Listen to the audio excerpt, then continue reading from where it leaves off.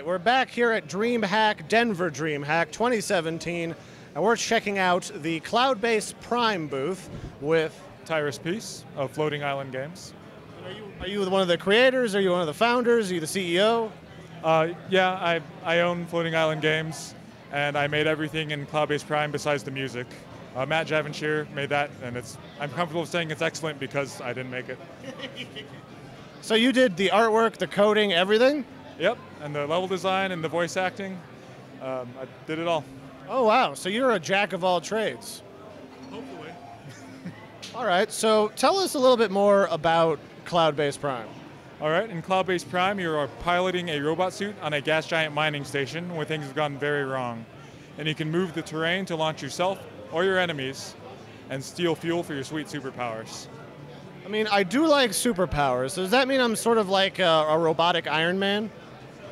A little bit. As you go through the world, you'll be discovering... Wait, a robotic Iron Man. Iron Man's robotic. I mean, a robot with more robot on top of him. Oh, well, there is a human inside the robot. Oh, okay.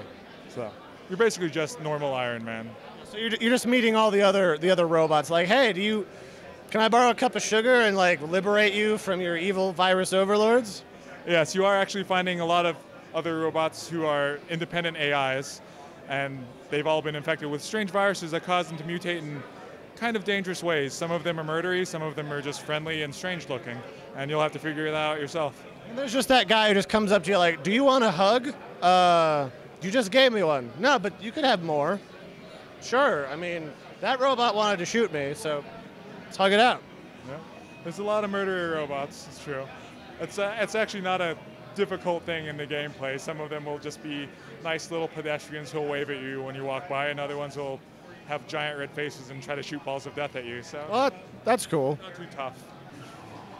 So, what did you have? Like, I want to make like a robot that can like jump up in the air. What was the original idea? It was made for the original 7-day FPS game jam back in June of 2012.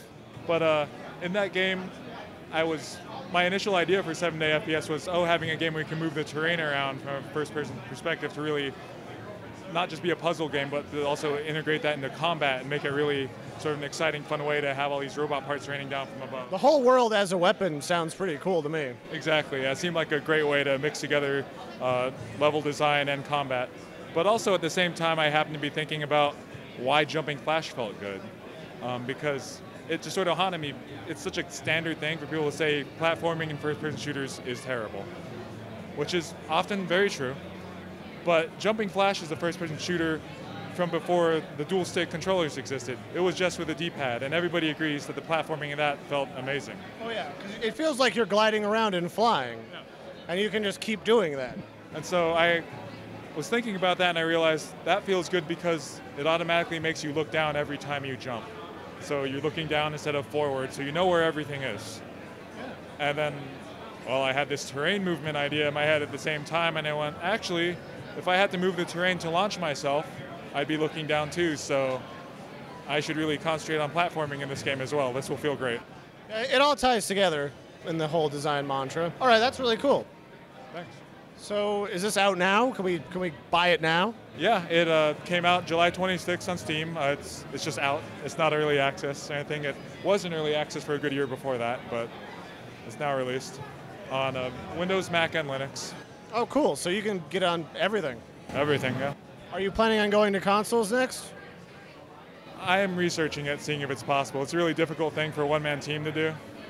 That's fair. But it can be very helpful for indies nowadays, so yeah. I'm definitely keeping my eyes open on it. I mean, everyone's like, can you put it on the Switch? And you're like, maybe? I would love to, honestly. The thing is, the development process for Switch is not as open as people tend to assume.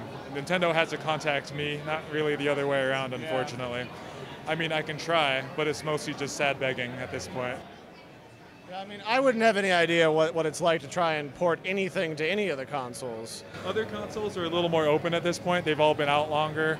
Yeah. You can go basically sign up on a web portal somewhere. Well, and I guess Windows is all about the universal Windows platform, so going to Xbox might be... It's probably still got its problems, but, you know. Yeah, it could be possible. All right, well, that's very cool. Well, thank you for spending some time to tell us about Cloudbase Prime. Thank you for having me.